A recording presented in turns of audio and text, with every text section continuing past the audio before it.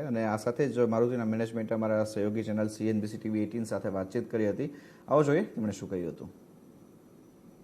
We'll be bringing in our first electric vehicle sometime before 2025.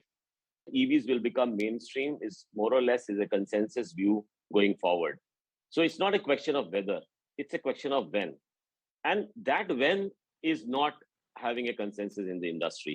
Most analysts are projecting about 8 to 10% in passenger vehicle space, 8 to 10% of the market coming to electric by about 2028, 2030.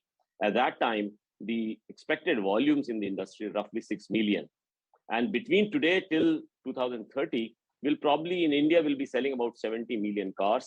So even if 10% are electric vehicles, we will have 63 million cars which are non-electric.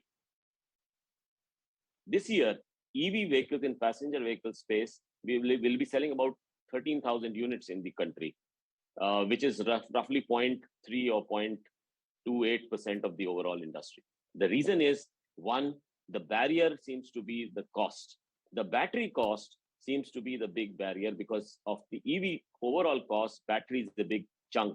It's about 50-55% cost is of the EV vehicle is battery. So we do not have that battery cost in the range which can make the cost of acquisition of EV less. Second, the charging infrastructure still is in a very nascent stage in our country. These are the two major factors which are preventing the large number of EVs being sold.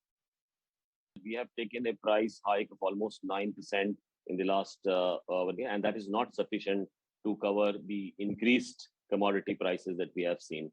So, but as I have always been saying, we have to look at both the top line and the bottom line. So we are always monitoring these the commodity prices and the profitability to take appropriate decisions.